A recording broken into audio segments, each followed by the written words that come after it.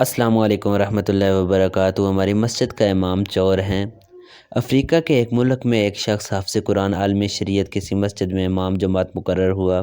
لوگ اس عالم کو بہت احترام کرتے تھے اور ہر شخص چاہتا تھا کہ اس عالم کو اپنے گھر دعوت میں بلائے، خصوصاً رمضان المبارک میں۔ اسی سبب ایک مقتدی نے رمضان المبارک میں ان کو افطار میں اپنے گھر بلایا۔ عالم جی نے دعوت قبول کی اور افطار کے وقت مقتدی کے گھر پہنچے اور وہاں ان کا بہت شاندار استقبال کیا گیا۔ افطار کے بعد عالم دین نے میزبان کے حق میں دعا کی اور واپس چلے گئے۔ مقتدی کی زوجہ نے عالم کے جانے کے بعد مہمان خانہ کی صفائی ستھرائی کی تو اسے یاد آیا کہ اس نے کچھ رقم مہمان خانہ میں رکھی تھی، لیکن بہت تلاش کے باوجود وہ رقم اس عورت کو نہیں ملی اور اس نے اپنے شوہر سے پوچھا کہ کیا تم نے وہ رقم لی ہے؟ شوہر نے جواب دیا نہیں، اور پھر اس نے یہ بات شوہر کو بتا دی کہ مہمان کے علاوہ کوئی دوسرا فرد ہمارے گھر میں نہیں آیا اور ہمارا بچہ دوسرے کمرے میں تھا اور جھولے میں رہنے والا اتنا چھوٹا سا بچہ چوری نہیں کر سکتا۔ بالآخر دونوں اس نتیجے پر پہنچے کہ رقم مہمان نے چوری کی ہے، اور یہ سوچتے ہوئے میزبان کے غم و غصہ کی انتہا نہ رہی کہ ایسے کیسے ہو سکتا ہے کہ ہم نے اتنے عزت و احترام کے ساتھ اپنے گھر بلایا اور انہوں نے یہ غلط کام کیا۔ اس شخص کو قوم کے لیے نمونہ عمل ہونا چاہیے تھا، نہ کہ چور ڈکیت۔ غم و غصہ کے باوجود اس شخص نے حیا کے مارے اس بات کو چھپا لیا، لیکن درعین عالم دین سے دور رہنے لگا تاکہ سلام دعا نہ کرنی پڑے۔ اسی طرح سال گزر گیا اور پھر رمضان المبارک آ گیا اور لوگ پھر اسی خاص محبت اور جوش و خروش کے ساتھ عالم دین کو اپنے گھروں میں افطار کے لیے بلانے لگے۔ اس شخص نے اپنی زوجہ سے کہا کہ ہمیں کیا کرنا چاہیے، مولانا صاحب کو گھر بلائیں یا نہیں؟ زوجہ نے کہا بلانا چاہیے، کیونکہ ممکن ہے مجبوری کے عالم میں انہوں نے وہ رقم اٹھائی ہو۔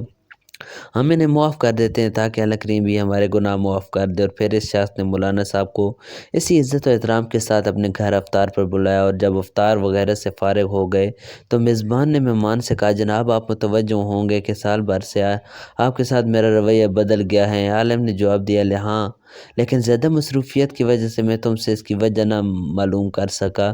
میزبان نے کہا قبلہ میرا ایک سوال ہے اور مجھے امید ہے کہ آپ اس کا واضح جواب دیں گے۔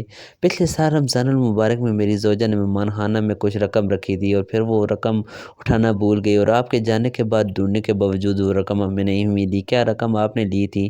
عالم دین نے کہا ہاں میں نے لی تھی۔ میزبان حیران و پریشان ہو گیا اور عالم جی سے اپنی بات جاری رکھتے ہوئے کہا جب میں مہمان خانہ سے جانے لگا تو میں نے دیکھا کہ کاؤنٹر پر پیسے رکھے ہوئے ہیں۔ چونکہ تیز ہوا چل رہی تھی اور نوٹ ہوا سے ادھر ادھر اڑ رہے تھے، لیکن میں نے وہ نوٹ جمع کیے اور میں وہ رقم فرش کے نیچے یا کہیں اور نہیں رکھ سکا کہ ایسا نہ ہو کہ تم وہ رقم نہ ڈھونڈ سکو اور پریشان ہو جاؤ۔ اس کے بعد عالم نے زور سے اپنا سر ہلایا اور اونچی آواز میں رونا شروع کر دیا، اور پھر میزبان کو مخاطب کر کے کہا میں اس لیے نہیں رو رہا کہ تم نے مجھ سے چوری کا الزام لگایا، اگرچہ یہ بہت دردناک ہے، لیکن میں اس لیے گریہ کر رہا ہوں کہ 365 دن گزر گئے اور تم میں سے کسی نے قرآن کریم کا ایک صفحہ بھی نہیں پڑھا، اور اگر تم قرآن پاک کو ایک بار کھول کر دیکھ لیتے تو تمہیں رقم قرآن میں رکھی مل جاتی۔ یہ سن کر میزبان بہت تیزی سے اٹھ کر قرآن مجید اٹھا کر لایا اور جلدی سے کھولا اور اس کی مکمل رقم قرآن مجید میں رکھی نظر آ رہی تھی۔